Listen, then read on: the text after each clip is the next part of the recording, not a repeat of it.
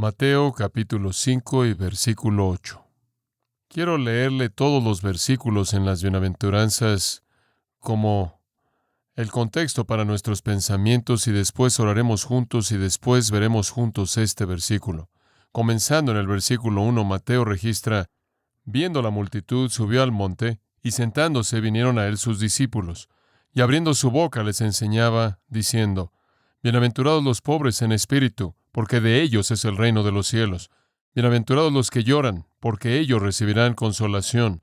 Bienaventurados los mansos, porque ellos recibirán la tierra por heredad. Bienaventurados los que tienen hambre y sed de justicia, porque ellos serán saciados. Bienaventurados los misericordiosos, porque ellos alcanzarán misericordia. Bienaventurados los de limpio corazón, porque ellos verán a Dios. Bienaventurados los pacificadores, porque ellos serán llamados hijos de Dios. Bienaventurados los que padecen persecución por causa de la justicia, porque de ellos es el reino de los cielos. Bienaventurados sois cuando por mi causa os vituperen y os persigan, y digan toda clase de mal contra vosotros mintiendo. Gozaos y alegraos, porque vuestro galardón es grande en los cielos, porque así persiguieron a los profetas que fueron antes de vosotros. Oremos juntos. Padre, venimos a ti en esta noche con un profundo sentido de necesidad en nuestras propias vidas. Solo una mirada superficial de este versículo nos lleva a saber que nosotros mismos no podemos calificar, porque, Señor, en nuestras vidas hay cosas que no son puras. Siempre hay esas cosas que no están bien. Y, Señor, somos los que tenemos hambre y sed de justicia. Una justicia que conocemos en y de nosotros mismos es una imposibilidad absoluta. Somos los que desean ser puros en corazón, Señor, pero la batalla es tan difícil. Y la pureza que buscamos está tan lejos de nosotros y apenas cuando pensamos que la tenemos, la perdemos. Señor, oro porque tú me ayudes mediante la luz que escudriña de la palabra de Dios en las manos del Espíritu de Dios, ver a mi propia vida en esta noche y cada una de estas queridas personas que se congregan aquí, que también vean sus vidas. Padre, en primer lugar, estoy tan agradecido porque estas personas vengan a exponerse a la verdad de esta palabra.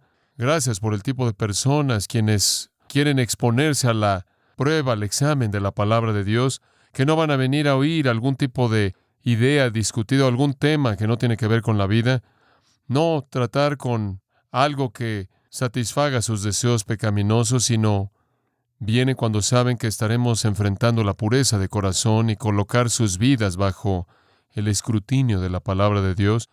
Dios, por ese tipo de espíritu estoy agradecido y sé que es el tipo de actitud con el que tú puedes trabajar y el tipo de vida que tú puedes perfeccionar y conformar y madurar a la imagen de Jesucristo. Y entonces, Señor, que lo que yo diga no sea la palabra de hombre, que no hable en el poder de mi propia mente, en mi propio espíritu, sino que no sea nada más que una boca mediante la cual el Espíritu de Dios puede hablar, que no escuchemos la inteligencia de los hombres, sino que escuchemos la voz de Dios, que no apliquemos cosas a otros, sino que las apliquemos únicamente a nosotros. Danos la honestidad para hacer eso. Ayúdanos a no pensar en otros, sino solo en nosotros. Y Padre, oramos que cuando terminemos, estemos mejor equipados para servirte, más comprometidos con tu gloria de lo que jamás hemos estado. Con esa expectativa te damos gracias por lo que harás en el nombre de Cristo. Amén. Hay algunas cosas en la Biblia que usted piensa que en cierta manera puede enfrentarlas. Hay algunas verdades en la Biblia que piensa que puede entenderlas y transmitirlas. Pero después hay esas cosas que parecen como si fueran pozos sin fondo. Son pozos cuyas profundidades son imposibles de medir. Son verdades cuya amplitud es imposible de entender. Esta es una de ellas. Intentar lidiar con una afirmación tan increíble como bienaventurados los puros de corazón, porque ellos verán a Dios en un tiempo breve, será un insulto a Dios y al poder y la profundidad y sabiduría de su propia palabra. Esta es una de las grandes afirmaciones, creo yo, en toda la Biblia, y no hay manera en la que siquiera pueda comenzar a tratar con esto, mucho menos agotarla. Es una de esas cosas que incluye todo lo que está revelado en las Escrituras. El tema de la pureza del corazón puede ser rastreado desde el principio de la Biblia hasta el final de la Biblia, como un pequeño niño lo dijo, desde los genios hasta la revolución. El tema de la pureza de corazón, siendo necesaria para ver a Dios, Es algo que es vasto e infinito. E incluye casi todo tema bíblico. No hay manera alguna en la que vamos a poder descubrir todo lo que está aquí, pero le hemos pedido al Señor que nos ayude a poder por lo menos enfocarnos en un significado central que será rico y significativo para nosotros. Ahora, nuestro formato al explicar las bienaventuranzas ha sido hacer algunas preguntas y después responderlas. Y como les hemos dicho, puede bosquejar una afirmación simple así realmente. Lo único que tiene que hacer es simplemente abrirla al hacer preguntas, y creo que la mejor manera de ver algo así es hacer preguntas. Eso es lo que hago. De hecho, lo que le estoy dando en estas semanas es simplemente lo que yo he preguntado de estos versículos. Y la primera pregunta que hice de esto fue esta pregunta: ¿cuál es el contexto para estas palabras? ¿Cuál es el contexto en el que Jesús las dijo? En primer lugar, como su contexto histórico, ¿a qué se refirió Jesús y de qué tema estaba hablando cuando dijo esto? Y después, no solo eso, pero en cronología, ¿por qué esta aparece aquí en la lista de las bienaventuranzas? Para mí, esto parece ser tan crucial y de una importancia tan grande y tan absoluto en su necesidad que no me parece apropiado, en cierta manera, verlo ahí atorado de manera indiscriminada conforme aparece. Me estoy preguntando por qué no tiene un lugar más estratégico, quizás al principio, a la mitad o al final. Entonces, ¿cuál es su contexto y cuál es el trasfondo de estas palabras? En primer lugar, históricamente, y después a nivel literario. Ahora, veamos la historia en primer lugar, y no necesito pasar mucho tiempo en esto porque se están volviendo grandes historiadores conforme estamos estudiando el contexto en el que nuestro Señor está hablando aquí, pero voy a tratar de refrescar su memoria. Recuerda en primer lugar que en el tiempo en el que Jesucristo entró en el mundo y el tiempo en el que comenzó su ministerio en Galilea y Jerusalén, Israel estaba en una condición desesperada. Israel estaba en una condición desesperada económicamente, políticamente y sobre cualquier otra cosa, espiritualmente. Ahora hemos hablado a gran detalle acerca de la situación política en Israel. Hablamos del hecho de que estaban esperando un Mesías que viniera y estableciera algún tipo de derrocamiento político y derrocar a la opresión romana y establecer el reino. Hemos hablado de eso, pero en esta noche quiero enfocarme en la condición espiritual en el momento en el que Jesús vino, porque este es el punto que nuestro Señor está tratando de manera predominante en el Sermón del Monte. Él está hablando de cosas espirituales aquí. No son políticas, no son económicas, son espirituales. Particularmente el versículo 8. Esta bienaventuranza tiene en su corazón una realidad espiritual. Ahora, permítame hablar de la condición espiritual de Israel en el momento en el que Cristo comenzó su ministerio. Primordialmente estaban cargados por una identidad opresiva, autoritativa por parte de los fariseos.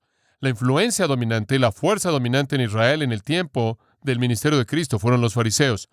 Un sistema legalista, de hecho, normalmente tiende a dominar la escena en donde quiera que existe.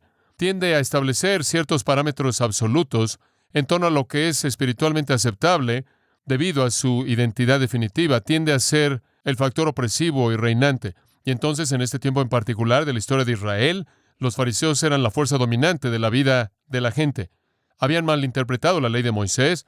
Debido a una incapacidad de guardar la ley de Moisés, habían inventado nuevas leyes que pudieran guardar, y entonces así pudieran apaciguar sus conciencias al guardar sus tradiciones y no podían guardar las leyes de Dios. Y entonces, a partir de su mala interpretación de la ley mosaica, y a partir de una especie de compromiso a medias con la ley mosaica, y a partir de un apéndice que le habían añadido a la ley mosaica, habían formado un sistema rígido, inagotable y terrible de deber legalista sobre la gente. Por cierto, era absolutamente imposible cumplirlo. Y eso fue algo de la frustración de el que vino con Jesús y finalmente dijo en un último esfuerzo por tratar de someterse a un sistema legalista que no podía vivir, preguntándole: Señor, ¿qué es lo que podemos hacer? Simplemente dame una cosa que puedo hacer y por favor, ¿cuál es lo único? Y el Señor dijo: eso es fácil. Ama al Señor tu Dios con todo tu corazón, alma, mente y fuerzas, y a tu prójimo como a ti mismo. Y si has hecho eso, has cumplido toda la ley y los profetas. Bueno, no era tan fácil, ¿verdad?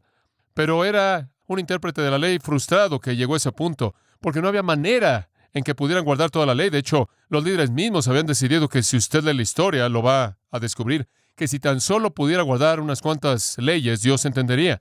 Y después ni siquiera podían hacer eso. Entonces dijeron, si tan solo pudieras encontrar una ley y guardarla, Dios entendería. Y eso es lo que ese intérprete de la ley realmente estaba buscando. ¿Qué es lo que podemos hacer? Entonces, lo que es interesante, conforme usted ve a la multitud de gente en Israel, me parece obvio que de alguna manera estaban frustrados por un sistema legal que no podían guardar. Y produjo en ellos una culpabilidad tremenda, como también frustración y ansiedad. Y así sería en un grupo de personas que realmente estaban comprometidos, sin importar cuán superficial fuera, con la realidad de Dios y con el hecho de que Él se había revelado a sí mismo en sus leyes. Y entonces aquí estaban con un conjunto de leyes, ya eran un grupo de personas religiosas y sabían que necesitaban obedecer esas leyes. Eso era lo que su sociedad les estaba diciendo, nada más que no sabían cómo guardarlo. Y entonces vivían con una cantidad tremenda de frustración, ansiedad y culpabilidad, así como cualquier persona vive cualquier sistema legal. Ese es un sistema imposible. Ahora usted puede inventar uno que simplemente incorpora las cosas que usted puede hacer y justificarse a sí mismo, pero en este caso no tenían esperanza. Y entonces la opresión del sistema legal había creado una cantidad tremenda de culpabilidad. Ahora, en lo personal, yo creo que esta es una de las cosas que contribuyó de manera tan dramática al poder del ministerio de Juan el Bautista. Yo creo que Juan el Bautista tenía realmente a una audiencia lista porque la gente estaba literalmente buscando algún lugar a donde ir para aliviar la carga del pecado. Cuando Juan el Bautista estaba predicando en el desierto, recordará que las multitudes llegaron a Juan el Bautista, literalmente llegaron a él en grandes multitudes, e inclusive dice que los fariseos y los saduceos y los escribas se aparecieron. Yo creo que la razón por la que dice que todo Jerusalén estaba viniendo a Juan era porque estaba esta opresión tremenda y la culpabilidad consecuente del sistema legal, y los corazones de la gente literalmente estaban dolidos por un sentido de perdón, un sentido de salvación, un sentido de tranquilidad para sus propias almas afligidas. Estaban clamando por un Salvador, clamando por un Redentor, clamando por uno que viniera y no impusiera más reglas en ellos. No otro rabino con otra regla, sino uno que viniera y los perdonara por las que ya habían quebrantado. Ellos sabían que Dios desde hace mucho tiempo había prometido un Redentor. Ellos conocían la palabra de Isaías lo suficiente como para saber que vendría alguien que perdonaría su pecado. Vendría alguien que quitaría su iniquidad. Vendría alguien que corregiría lo equivocado. Vendría alguien que encontrara al remanente de honestidad y a la gente verdaderamente motivada, la gente que realmente adoraba a Dios, y Él vendría y los limpiaría. Ellos conocían la palabra de Ezequiel, de que algún día Dios iba a venir, y Dios iba a rociarlos con agua, y serían limpios, y Dios iba a quitar el corazón de piedra, y les iba a dar un corazón de carne. Dios los iba a limpiar de sus iniquidades, Dios iba a purgarlos de sus pecados, y conocían el testimonio de David, quien sabía lo que era tener ese sentido de perdón, quien sabía lo que era clamar y decir, oh Dios, feliz es el hombre cuyas iniquidades no les son imputadas. Sabían eso, pero nada más que nunca lo habían experimentado. Y entonces aquí estaban bajo esta tremenda carga de opresión. Y cuando Juan el Bautista vino y anunció que había un Mesías, que había un Redentor, que había un Salvador, no me es sorprendente que salieron. Y cuando comenzó a decir, arrepentíos, porque el reino de los cielos se ha acercado, no podían llegar ahí con suficiente rapidez como para arrepentirse y descargar la carga y buscar el perdón que el Mesías podía dar. Ahora, una de las razones por la que creo que esto es verdad es porque esto me parece ser el anhelo en el corazón del pueblo conforme conocieron a Jesús. Por ejemplo, acompáñenme al tercer capítulo de Juan. Juan capítulo 3. En Juan capítulo 3, en el versículo 1 dice, hubo un hombre de los fariseos llamado Nicodemo, un principal de los judíos. Ahora aquí estaba un fariseo. Ahora Nicodemo era un hombre bastante honesto. Si tenía honestidad, y estoy seguro de que la tenía porque eso lo llevó a Cristo, si tenía alguna integridad, él sabía que estaba en problemas. El enfático es usado aquí. Ahora este hombre era el maestro, el principal, el gobernante en Israel, el más importante en términos de recitación de principios divinos. Este era un hombre importante, pero era un hombre frustrado. Su corazón estaba lleno de ansiedad, y él vino a Jesús y él dijo, Rabí, sabemos que tú eres un maestro que viene de Dios, porque ninguno puede hacer las cosas que tú haces, a menos de que Dios esté con él. Ahora ese es un principio tremendo para ver lo que había en su mente. Él encontró a alguien de Dios. ¿Por qué? Porque él quería saber lo que Dios decía acerca de algo. Él vino de noche a Jesús y le dijo, tú eres de Dios, yo sé que tú eres de Dios por lo que tú puedes hacer. Nadie podrá hacer esas cosas a menos de que él fuera de Dios.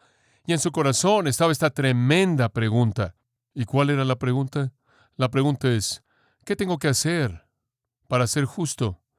¿Qué tengo que hacer para entrar a tu reino? ¿Qué tengo que hacer para ser un hijo de Dios?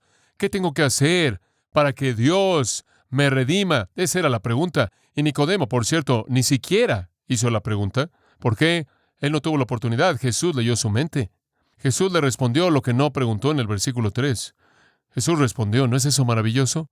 Algunas veces usted ni siquiera necesita hacer la pregunta. Él conoce la pregunta, él simplemente da la respuesta. Jesús respondió la pregunta en su corazón y dijo, de cierto te digo, a menos de que un hombre nazca de nuevo, no puede ver el reino de Dios. ¿Cuál era la pregunta de Nicodemo? ¿Cómo puedo ver el reino de Dios? ¿Se da cuenta?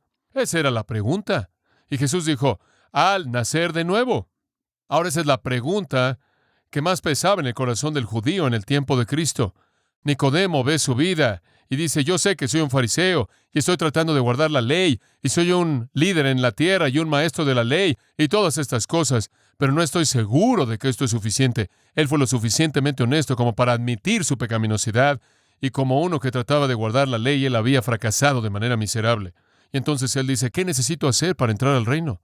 Usted va al capítulo 6 del Evangelio de Juan y en el versículo 28, y aquí viene la gente de nuevo.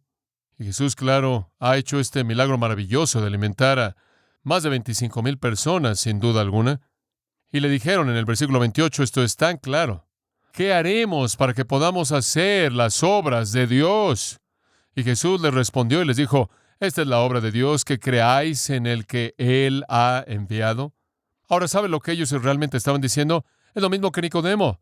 Conocemos todo el sistema legal, conocemos toda la rutina ritualista, tenemos todas las ceremonias, entendemos las tradiciones. ¿Qué hacemos para conocer la realidad de la obra de Dios? ¿Se da cuenta?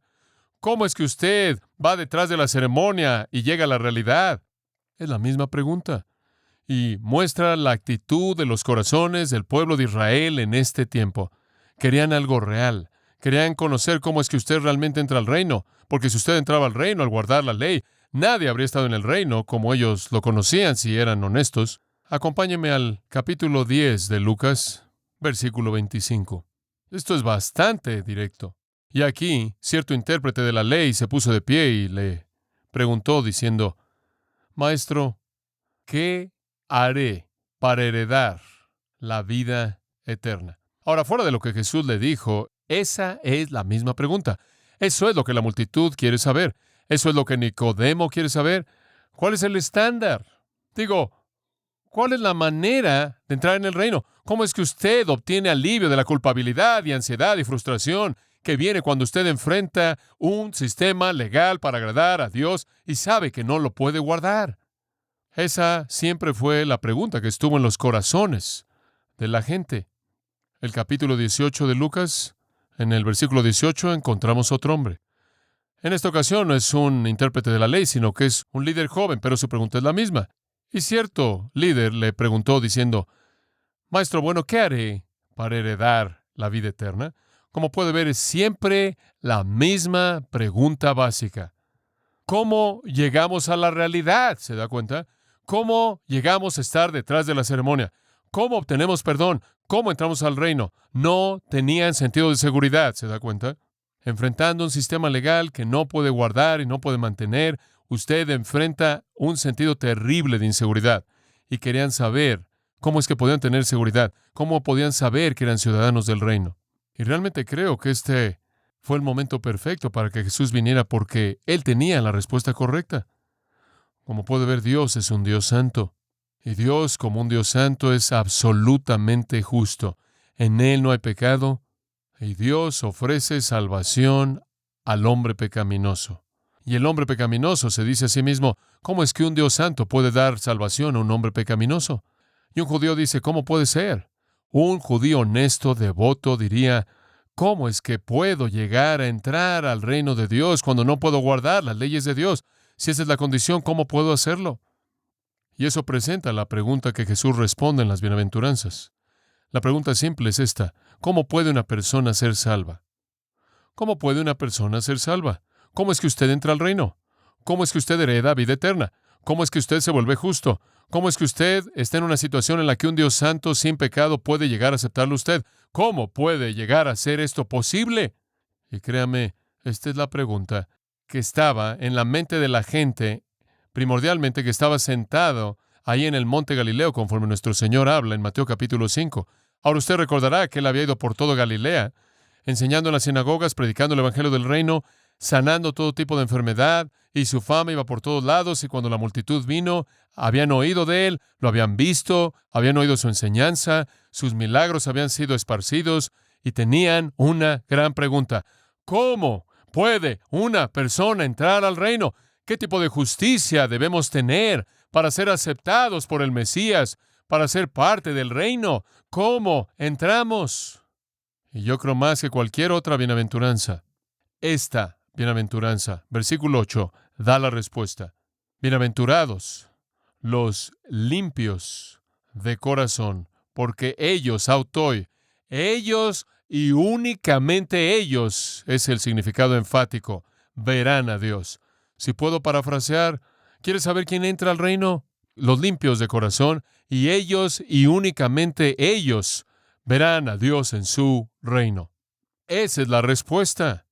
Son los limpios de corazón. Ahora escucha esto. No son aquellos que observan los lavados externos. No son los que están involucrados en las ceremonias externas. No son aquellos que he escogido llamar los de la religión del mérito humano. No son aquellos que están involucrados en un sistema ritualista de obras externas, de justicia externa. Son los que sus corazones han sido purificados, que ven a Dios, y solo ellos son los que ven a Dios. ¿Qué afirmación tan increíble es esta? Esta es la respuesta a la pregunta que está siendo hecha por el pueblo, por la gente que Jesús confronta. Es una afirmación poderosa. Los limpios de corazón, y solo ellos verán a Dios. Ahora, el hombre tiende a, y quiero que escuche esto, el hombre tiende a medirse a sí mismo mediante su colega hombre. En otras palabras, usted usa otro criterio humano. Es como 2 Corintios 11, en donde habla de los apóstoles falsos que se miden a sí mismos por sí mismos. Y hablamos de esto, ¿no es cierto? Los fariseos eran buenos en esto. En otras palabras, cuando usted quiere probar su virtud o quiere probar su moralidad, o cuando quiere usted probar su ética, cuando usted desea probar qué tan buena es una persona, siempre encuentra usted a alguien que es peor como el criterio, ¿verdad? Piénselo. Claro que lo hace. Usted siempre puede encontrar un estándar humano inferior. Y eso es lo que los fariseos hacían. El fariseo vino y decía a sí mismo: te doy gracias porque no soy como los otros hombres, ni como este publicano, hombre miserable. ¿Se da cuenta? Su estándar era más bajo que sí mismo. Ahora, ¿sabe usted lo que eso hace? Eso significa que el estándar humano definitivo es la persona más miserable viva. Porque si todo mundo simplemente continúa basando su propia evaluación en una persona que está más baja que él, todo va en una espiral descendiente hasta que el estándar definitivo es la persona más inmoral en el mundo. Pero así no es como Dios lo estableció. Cuando Dios establece un estándar para virtud aceptable, Él no dijo que usted tenía que ser mejor que el publicano. ¿Tienes que ser mejor que un hombre inmoral? ¿Tienes que ser mejor que un mentiroso y un ladrón y un tramposo? ¿Tienes que ser mejor que el que no es justo a los que le rodean? ¿El que es injusto? ¿Tienes que ser mejor que alguien que golpea a sus hijos? ¿Tienes que ser mejor que un homicida? Él dijo: si quieres ver a Dios, tienes que ser 100% ¿qué? Puro, limpio. Y el estándar es Dios, y 1 Pedro 1 lo dice: sed santos porque yo soy santo. Y si lo quiere en términos del Sermón del Monte, lo encontrará en el capítulo 5, versículo 48. Sed pues vosotros perfectos, como vuestro Padre que está en los cielos es perfecto. Ahora ese es el estándar. Ahora los hombres quieren establecer como el estándar al peor ser humano vivo, y Dios establece el estándar siendo el mismo. El Dios absolutamente justo y santo, el único Dios del universo. ¿Quién va a entrar al reino? ¿Quién va a ir al cielo? ¿Quién va a ser salvo? ¿Quién está calificado para entrar en la presencia de Dios? ¿Quién tendrá una visión de Dios? ¿Quién va a ver a Dios cara a cara? ¿Quién va a entrar en la bendición? ¿Quién va a entrar a conocer la bienaventuranza? ¿Quién va a conocer la felicidad verdadera? Únicamente aquellos que son puros o limpios en sus corazones. Ahora, cuando comencé a pensar en esto, yo pensé: hombre, esto realmente los confronta ahí en donde estaban en su día, porque estaban tan preocupados con lo externo, ¿no es cierto, hombre? Los fariseos podían molestarse si no tenían ciertos lavamientos de manos y de utensilios y de platos, y si no hacían esto, usted sabe, y el Señor dice: son maravillosos en diezmar la menta y el eneldo y el comino. En otras palabras, se aseguraban de que daban 10% de una pequeña hierba. Bueno, también no le daban atención al amor y a la verdad y a la misericordia y a la justicia, usted sabe.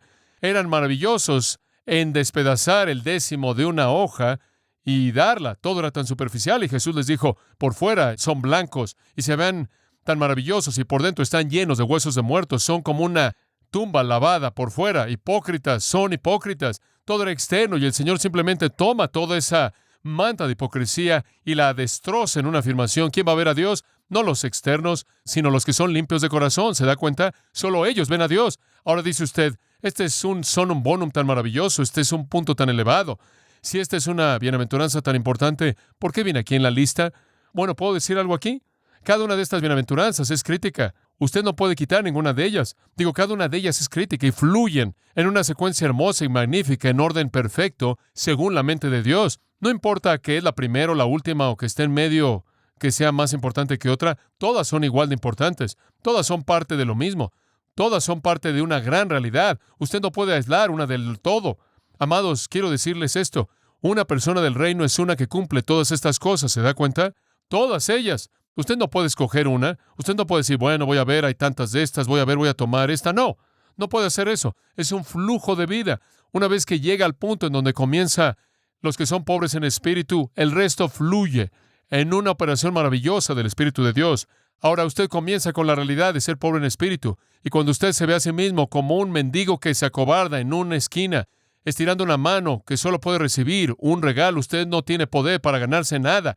Y como un mendigo que se acobarda, avergonzado de mostrar su rostro, usted se estira en un sentido tremendo de que usted es inadecuado, usted busca a Dios, ahí comienza todo y después a usted al estirar su mano como mendigo, su siguiente respuesta es llorar por el pecado que lo ha colocado en esa posición y a partir de ese sentido total de pecaminosidad en su vida, usted termina siendo manso ante un Dios absolutamente santo. Usted no podría hacer nada más que humilde y en su humildad lo único que puede hacer es clamar en hambre y sed de una justicia que usted no puede alcanzar, sin embargo que debe tener, y usted clama que Dios se la dé, y después ¿qué sucede? Él le da misericordia, y la siguiente bienaventuranza es que usted se convierte uno de estos que son misericordiosos, y una vez que usted se le ha concedido misericordia, y una vez que Dios por su misericordia ha limpiado su corazón porque usted ha tenido hambre de su justicia, entonces y solo entonces usted se vuelve limpio de corazón, y solo cuando usted es limpio de corazón usted puede llegar a ser un pacificador. Como puede ver, hay un flujo que no puede ser aislado. Y una vez que se vuelve un pacificador en el mundo, usted va a descubrir que el mundo lo va a perseguir y va a mentir acerca de usted y va a odiarlo y va a menospreciarlo. Pero está bien, porque el versículo 12 dice que usted puede regocijarse porque Dios lo va a recompensar. Entonces, una razón por la que éste está aquí es porque es el flujo natural. La limpieza de corazón viene después de que usted ha tenido hambre y sed de justicia y después de que Dios le ha dado su misericordia a usted. Y es su misericordia lo que hace que su corazón sea limpio. Es misericordia lo que limpia su corazón malo.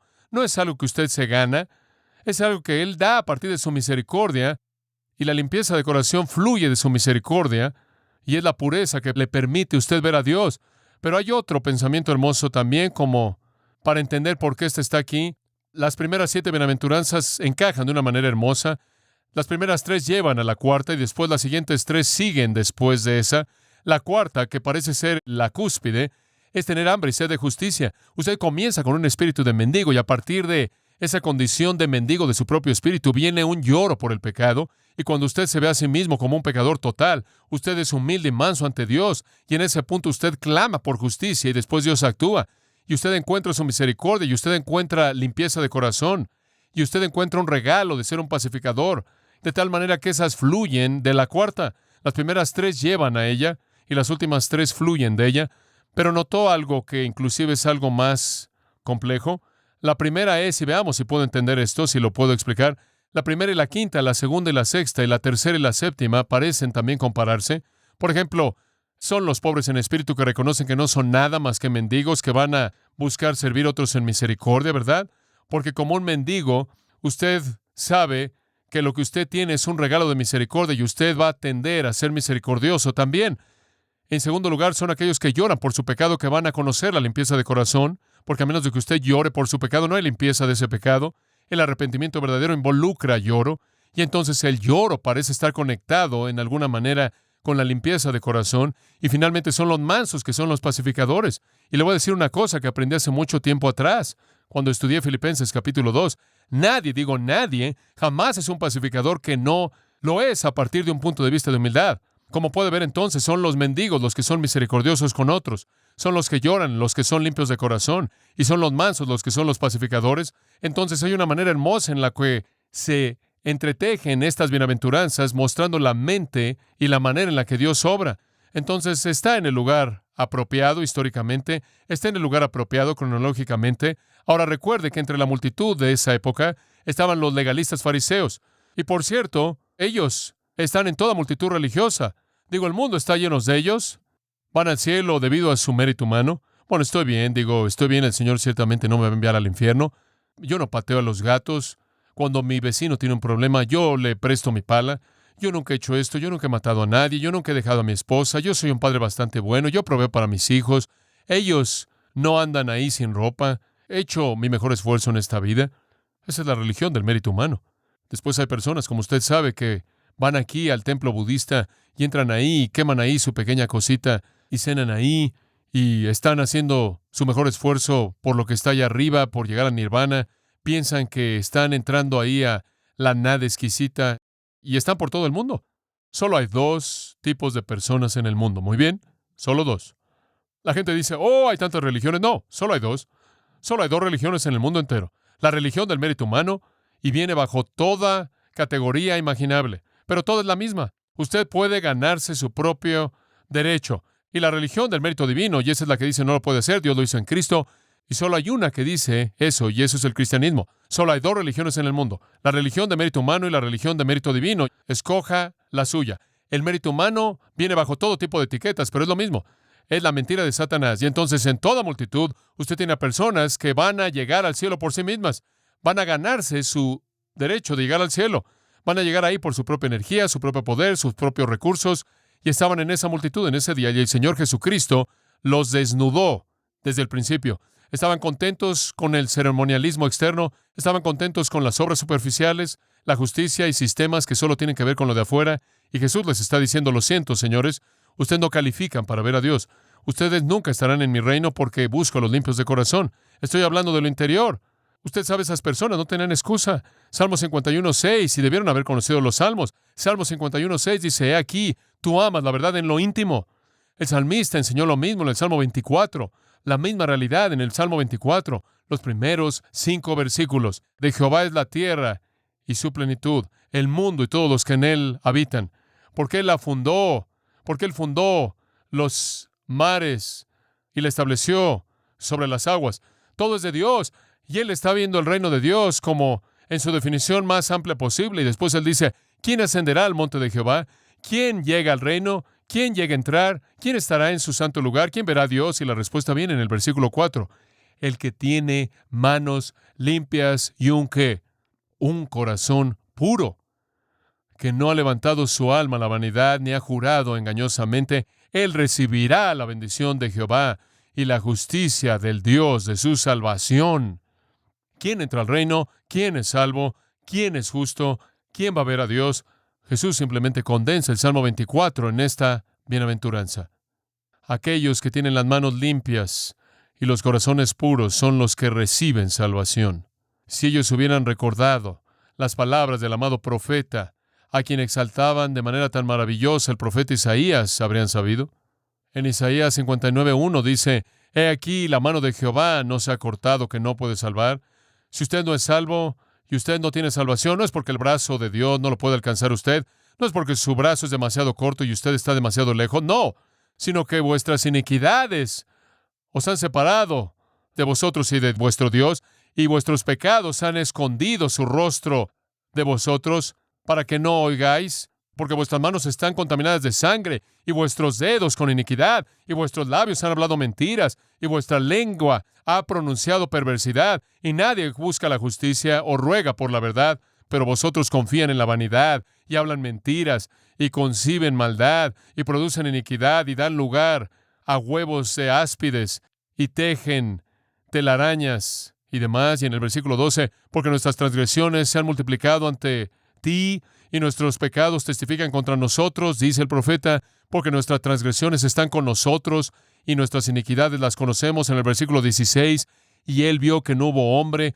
y no había intercesor, y por lo tanto su brazo trajo salvación para él, y su justicia lo sostuvo, porque Él se puso la justicia como coraza y la salvación como yelmo en su cabeza, y Él se vistió de vestimenta de venganza y con celo como atuendo. Y este es un retrato de Cristo. Cristo busca y Él ve a la gente perdida en pecado. Y así como los judíos del tiempo de Jesús estaban clamando y diciendo, no hay hombre, no hay intercesor. Y Cristo vino y Él se vistió de los atuendos de salvación y Él se mueve. Y dice en el versículo 20, y el Redentor vendrá a Sión. ¿Se da cuenta? Si ellos hubieran conocido Isaías 59, ellos habrían conocido la respuesta a su propia pregunta. Ellos habrían conocido Ezequiel 36. Ellos habrían conocido que el Mesías iba a venir y lavar el interior de su pueblo. Siempre han sido los limpios de corazón, amados, siempre. Hay solo tres enfoques a la religión. Está la religión de cabeza, que confía en un credo y un sistema. Está la religión de mano, que confía en una buena obra. Pero Dios dice, lo que busco es la religión de corazón, que se basa en una pureza implantada, dada por Dios. 1 Samuel 16:7. El hombre mira lo que está delante de sus ojos, pero Dios mira ¿qué? El corazón. Hay tantos que no han entendido esto. Permítame decirlo de esta manera. Usted nunca verá a Dios. Usted nunca estará en el reino de Dios. Usted nunca entrará en la presencia de Dios. Usted nunca tendrá su perdón. Usted nunca conocerá al Redentor que viene de Sión. Usted nunca sabrá lo que es venir y beber del foso de la salvación. Usted morirá frustrado en sus pecados a menos de que su corazón sea limpio, a menos de que su corazón sea puro. Pero ¿sabe una cosa?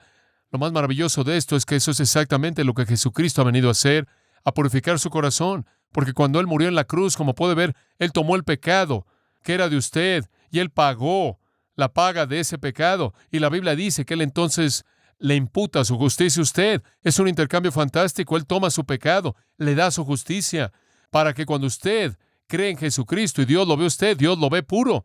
Y en ninguna otra condición Él lo ve de esa manera. Catesby Payet lo dijo en estas palabras, tan querido Dios, más querido no podría ser, porque en la persona de su Hijo yo soy tan querido como Él. Tan cercano a Dios nunca podría estarlo, porque en la persona de su Hijo estoy tan cercano a Él como Él. Es debido a que Cristo tomó nuestro lugar, llevó nuestros pecados en su propio cuerpo en el madero, que su justicia nos es dada. Y entonces por la fe Dios nos hace puros, limpios. Ese fue su mensaje y ese era el contexto. Ahora veamos de manera específica una segunda pregunta. Y por cierto, probablemente cubriremos estas preguntas en esta noche. Simplemente vamos a dejar las últimas dos. Esos eran algo así como pensamientos adicionales de cualquier manera. Segunda pregunta, ¿qué significa ser limpio de corazón? ¿Qué significa realmente?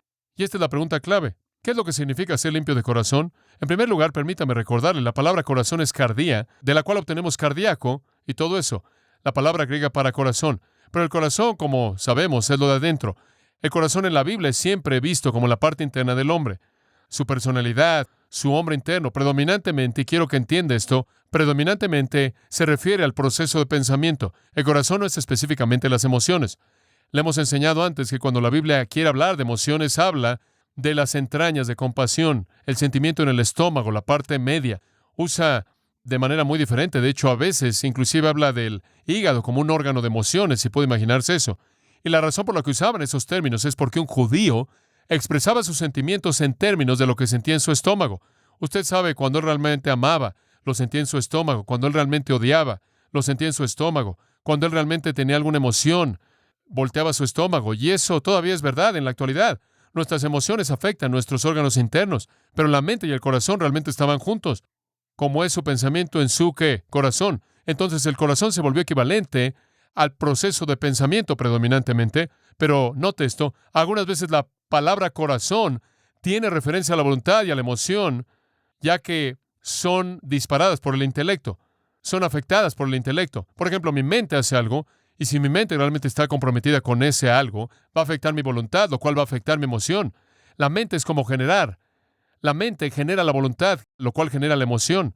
La mente es como un volante. La mente lo echa a andar y una vez que el volante ya va, dirige las emociones. Y entonces de lo que nuestro Señor está hablando aquí cuando dice los limpios de corazón, es lo interno.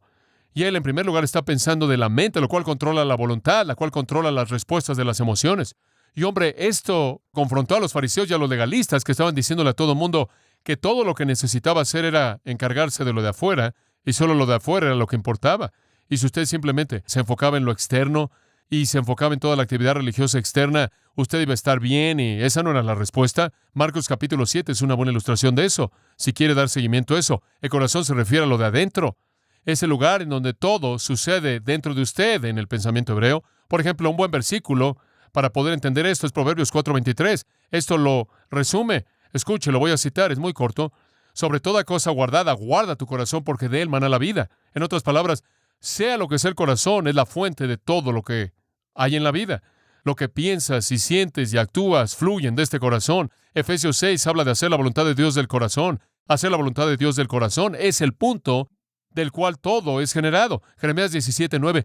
Engañoso es el corazón más que todas las cosas, y perverso, ¿quién lo conocerá? En Génesis 6:5, conforme Dios ve a la civilización prediluvio, Él dice, todo designio de los pensamientos de su corazón era malo, continuamente. El corazón es el pensamiento, la conducta, de ahí emana la vida. En Mateo capítulo 15, versículo 19, creo que es, dice, porque del corazón salen los malos pensamientos, los homicidios, adulterios, fornicaciones, robos, falsos testimonios, blasfemias, y estas son las cosas que contaminan al hombre. Pero comer con manos no lavadas, eso no importa, ¿se da cuenta? Él estaba confrontando a los fariseos. Hacen algo tan grande del lavamiento ceremonial, y a lo que Dios le preocupa es el corazón. Esas cosas, versículo 18 dice, que salen de la boca, que salen del corazón, son las que contaminan al hombre. En Santiago capítulo 4, en el versículo 8, acercaos a Dios y Él se acercará a vosotros. Limpiad vuestras manos, pecadores, eso es lo de afuera, y purificad vuestros corazones. Eso es lo de adentro. Bueno, hay tantas otras escrituras, no vamos a tomar el tiempo para verlas. Dios quiere un corazón cambiado. Ese es el verdadero corazón del problema. ¿Se acuerda del querido David? Salmo 51. ¿Qué dijo? Cree en mí que un corazón limpio, oh Dios. Crea en mí un corazón limpio. La fuente misma de su personalidad, de su persona. Verdaderamente, dice el Salmo 73:1, Dios es bueno con Israel. Pero ¿quiénes en Israel?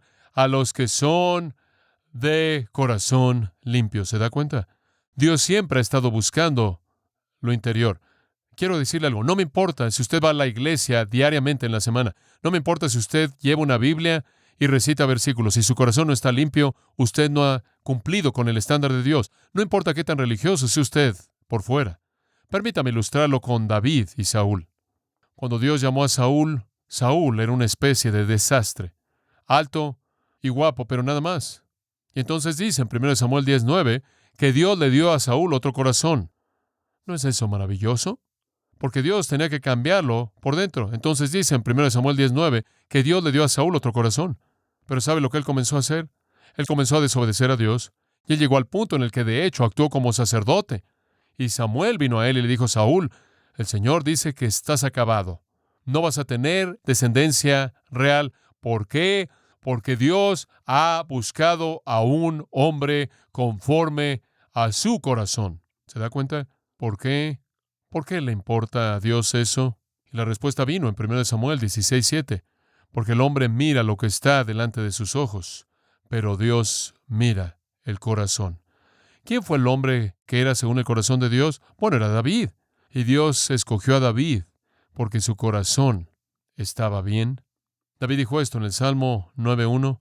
Te alabaré, oh Jehová, con todo mi corazón.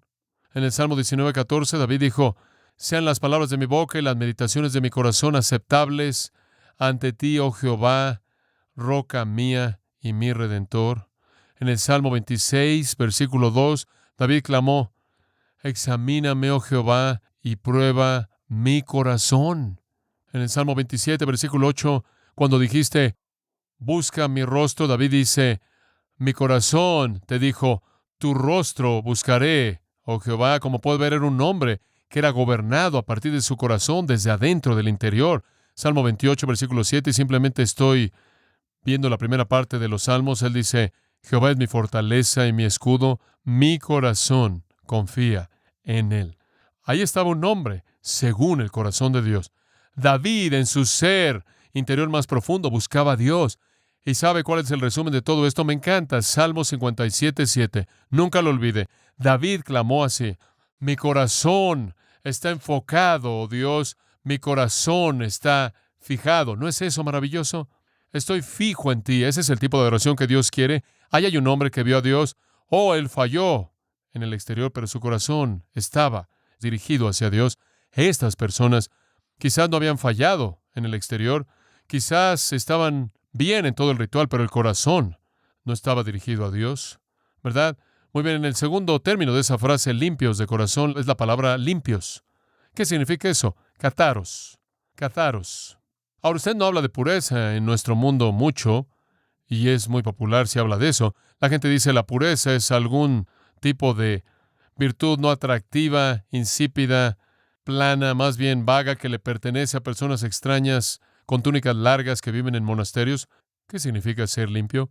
La palabra cataros es un nombre formado de catarizo, que significa ser limpiado de suciedad, de iniquidad.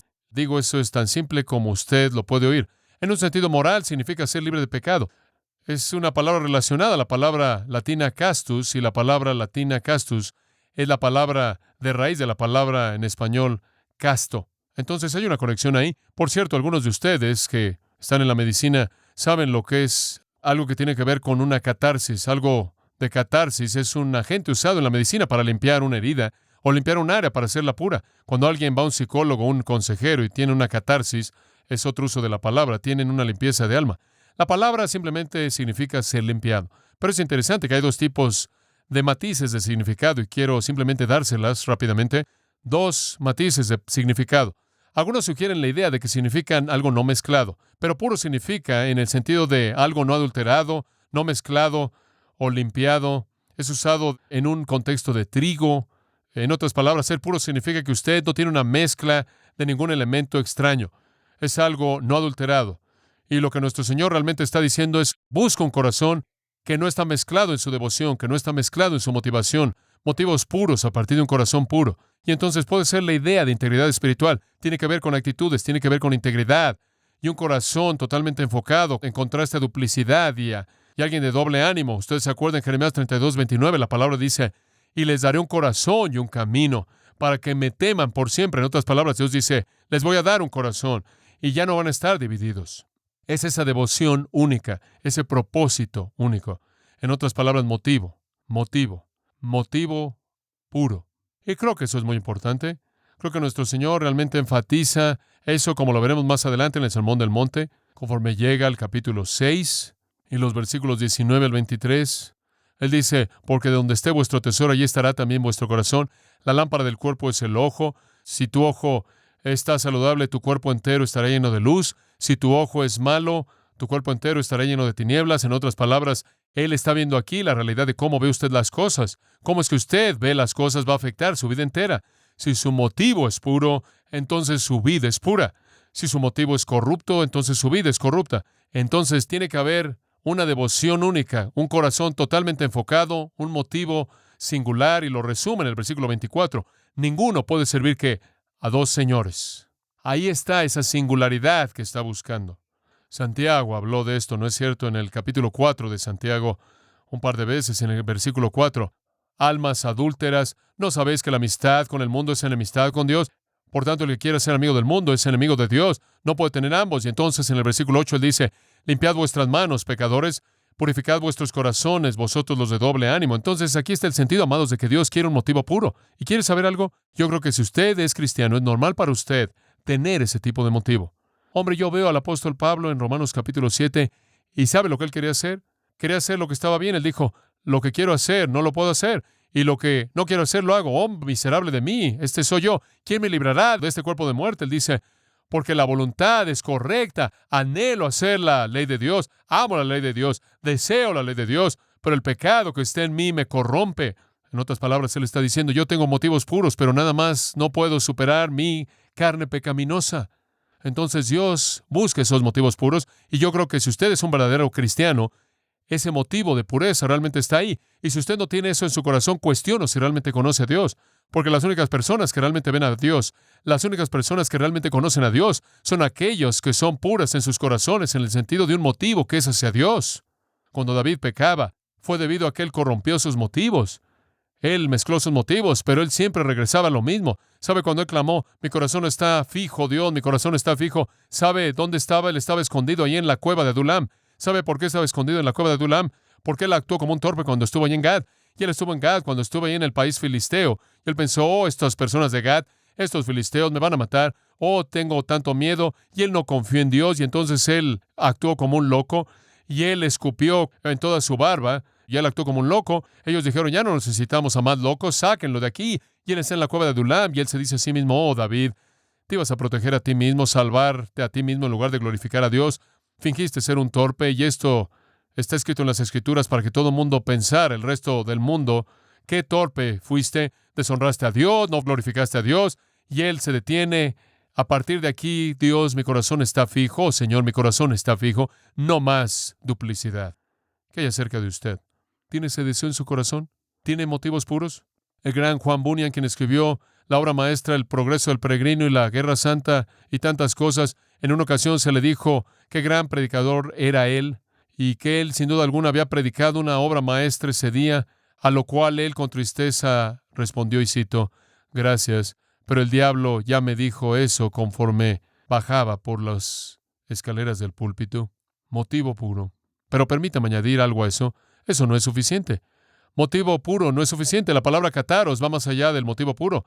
No se detenga ahí. Escucha, hay muchas personas que tienen motivos puros y nunca vienen a Dios. ¿Sabe eso? Hay personas que caminan sobre clavos. Estuve en la Ciudad de México y vi a personas que estaban ahí, frente a la Virgen de Guadalupe, ahí arrastrándose sobre sus rodillas por metros y metros, y estaban sangrando, y las damas se habían levantado ahí sus faldas sobre las rodillas, y la sangre estaba ahí en su ropa, y las veía hacer ahí con sus bebés en sus espaldas, muy sinceras. Hombre, realmente lo estaban tratando de hacer, pero sinceramente equivocadas. Sin duda alguna, los adoradores de Baal tenían algo de sinceridad. En el día de Elías, cuando salieron ahí, se cortaron con cuchillos y demás. Yo diría que eso es sinceridad. Usted comienza a cortarse y digo, usted está tomando las cosas en serio. Hay más que eso en la palabra kataros. No es solo un motivo puro, es una obra santa, ¿se da cuenta? Y ambos tienen que estar ahí. Es la pureza que emana de un motivo puro. Thomas Watson lo dijo, la moralidad puede ahogar a un hombre tan rápido como el vicio. Él dijo, un recipiente puede hundirse con oro o con estiércol. Usted puede, ¿sabe una cosa?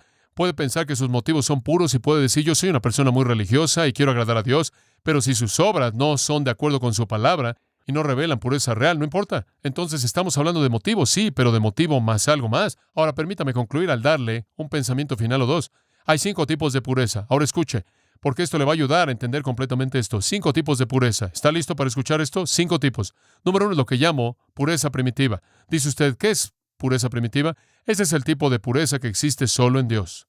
Es tan esencial en Dios como la luz es al sol, como lo mojado es al agua. Es su pureza primitiva o esencial. En segundo lugar, está lo que la Biblia llama, bueno, realmente no lo llama así, pero lo que la Biblia presenta como lo que podría llamar pureza creada. Es la creación de un ser puro antes de la caída. Dios creó a los ángeles en pureza, creó al hombre en pureza y después ambos cayeron.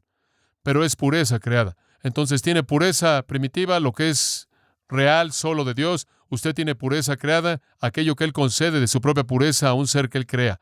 En tercer lugar, pureza definitiva. Pureza definitiva es una categoría de glorificación. En otras palabras, en últimas, todos los santos de Dios van a ser completamente puros, ¿verdad? Algún día vamos a tener todo nuestro pecado totalmente limpiado, vamos a ser limpios de manera total, vamos a morar con Dios en su cielo eterno para siempre, en ese punto experimentando pureza definitiva. 1 Juan 3:2 nos dice cómo será. Seremos como Él porque le veremos tal como Él es. En cuarto lugar está la pureza posicional. Pureza posicional. Y esta es una realidad tremenda. La pureza posicional, la pureza que se nos ha dado ahora por la imputación de la justicia de Cristo. Cuando usted cree en Jesucristo, Dios le imputa a usted un tipo de pureza posicional. En otras palabras, su posición en Cristo le concede a usted pureza. Cuando Dios ve a John MacArthur, créalo o no, Él dice, John MacArthur, absolutamente puro en Cristo. La justicia de Cristo ha sido aplicado a Él, porque Él creyó en Jesucristo. Romanos 3 nos dice que la justicia de Cristo es imputada a nosotros. Romanos 5 nos dice que hemos sido justificados por lo que Cristo ha hecho. Gálatas 2:16 nos dice lo mismo. 2 Corintios 5:21 lo mismo. Efesios 5 dice que los maridos deben amar a sus mujeres, así como Cristo ama a la iglesia. Y así como Él ha limpiado a la iglesia y Él ha lavado a la iglesia. Y en 2 Corintios capítulo 11, el apóstol Pablo dice que la iglesia es como una virgen casta. Hay una pureza posicional. En quinto lugar, vemos la pureza primitiva, pureza creada, pureza definitiva, pureza posicional y finalmente pureza práctica. Ahora, esta es la parte difícil. Solo Dios conoce la pureza primitiva. Solo Dios puede conceder pureza creada. Algún día Dios le dará todo santo pureza definitiva. En este momento todo creyente tiene pureza posicional, pero hombre, tenemos muchos problemas con el tipo de pureza práctica, ¿verdad? Tratando de vivir lo que somos en posición. Y esa es la razón por la que el apóstol Pablo clama en 2 Corintios 7, versículo 1. Esa afirmación tremenda para todos los creyentes que debemos oírla. Escuchen lo que dice. Así que, amados, limpiémonos de toda contaminación de carne y de espíritu, perfeccionando la santidad en el temor de Dios. Él no está hablando de pureza primitiva, creada, definitiva o posicional. Ese es el asunto de Dios. Él está clamando, le está llamando a una pureza práctica de vida. En el mejor de los casos será oro mezclado con algo de hierro. En el mejor de los casos será como un atuendo blanco con algún hilo negro, pero Dios quiere que seamos tan puros como podamos ser prácticamente ante Él. Escuche, son esas personas que son posicionalmente puras en Jesucristo que verán a Dios, que estarán en su reino, y ese tipo de personas van a manifestarlo en una pureza de vida, en motivos puros y en una vida pura. Si eso no es verdad en su vida, entonces usted no es un cristiano o es un cristiano viviendo en desobediencia. Fallamos, claro que fallamos, pero la Biblia nos dice cómo enfrentar cuando fallamos. Vamos a ser tentados a ser impuros, vamos a vernos tentados a tener pensamientos impuros, decir palabras impuras o hacer cosas impuras. Vamos a enfrentar la tentación a tener motivos que no están bien, que dan lugar a palabras y obras que no están bien, pero la Biblia nos dice cómo enfrentar la tentación. Lea Efesios 6, vístase de la armadura. Dice usted, pero ¿qué tal si fracaso? ¿Qué tal si fallo? La Biblia nos dice cómo enfrentar eso. Si confesamos nuestros pecados, Él es fiel y justo, y todavía es justo, para seguir limpiándonos de toda injusticia. Le dice cómo es que usted debe enfrentar la tentación y el fracaso. Y cada vez cuando usted lo enfrenta y se arrepiente y lo enfrenta, y Dios lo limpia y usted avanza a un nivel mayor de pureza. Es algo tremendo el saber que Dios nos hace puros. Solo hay otra pregunta que usted tiene que saber, y es esta pregunta. ¿Cómo puede mi corazón ser hecho puro? ¿Cómo puede mi corazón ser limpiado? Algunas personas dicen, bueno, para ser realmente puros, tienes que ir a un monasterio, ahí a un monte y alejarte de todo. No ver nada de maldad, no oír nada de maldad, no hablar maldad. Monasticismo. Otras personas dicen, no, lo que realmente es una segunda obra de gracia. Después de que has sido salvado por mucho tiempo, vas a la segunda obra de gracia. Y por cierto, hay muchos que enseñan esto, y recibes lo que se llama erradicación. Y Dios, mediante un acto divino, erradica tu naturaleza de pecado y nunca pecarás mientras que estés vivo. Una vez confronté a un hombre que decía que tenía eso. Él había recibido el acto de erradicación, la segunda obra de gracia, y él nunca pecaba. Y le pregunté si él había cometido algún error, y él dijo, sí, pero eso es diferente. No creo que el monasticismo es la respuesta, tampoco el perfeccionismo. ¿Cómo es que mi corazón es limpiado? Le voy a dar 3 puntos, escúchelos. Número 1, sepa que usted no lo puede hacer por sí solo. Si usted quiere un corazón limpio, debe saber que usted no lo puede hacer por sí solo. No hay manera, en absoluto. Proverbios 20, en el versículo 9, dice, ¿quién puede decir, he limpiado mi corazón, estoy limpio de mi pecado? ¿Quién puede decir eso? La respuesta es nadie. Usted no lo puede hacer. ¿Puede un leopardo cambiar qué? ¿Sus manchas? ¿Puede un etíope cambiar su piel? ¿Quién puede decir, estoy limpio? Nadie. En segundo lugar, Hechos 15:9 dice, usted puede purificar sus corazones por la fe. Usted no lo puede hacer por las obras. No lo puede hacer por las obras, pero lo puede hacer por la fe, al creer. Hechos 15:9, purificando sus corazones por la fe, dice. ¿Fe en qué? ¿Creyendo en qué? En 1 Juan 1:7. Y esto es algo así como el clímax del pensamiento, porque ahí dice, si andamos en la luz, como Él está en la luz, tenemos comunión unos con otros, y la sangre de Jesucristo, su Hijo, nos limpia de todo pecado. Ahora entiende, usted no lo puede hacer por sus obras. Puede ser hecho por la fe. ¿Fe en qué? En la sangre de Jesucristo que nos limpia del pecado. ¿Quiere ser limpio de corazón? Acepte el sacrificio de Cristo en la cruz. Acepte lo que Él ya ha hecho. Zacarías 13:1 dice, es una fuente abierta para el pecado y la inmundicia. Dice usted, John, ya he hecho eso. Ya le he entregado mi corazón a Jesucristo. y sé que soy posicionalmente puro, y sé que seré puro en últimas, pero tengo gran dificultad con la pureza práctica. ¿Cómo puedo ser puro prácticamente? ¿Sabe cómo? Quédese aquí. Quédese en este libro. Oiga las palabras de Jesús, Juan 15:3. Ahora ya vosotros sois limpios mediante ¿qué? La palabra. Ya vosotros sois limpios por la palabra. En tercer lugar, si usted es cristiano, manténgase en la palabra y ore. Ore y escuche las palabras de Job, quien dijo, ¿quién puede limpiar algo inmundo? Y solo hay una respuesta, de la cual escuchamos un eco a lo largo de la eternidad. Dios puede. Entonces, si usted está preguntando inicialmente cómo puede ser limpio, reconozca que no lo puede hacer por obras. Puede conocer pureza por la fe. ¿Fe en qué?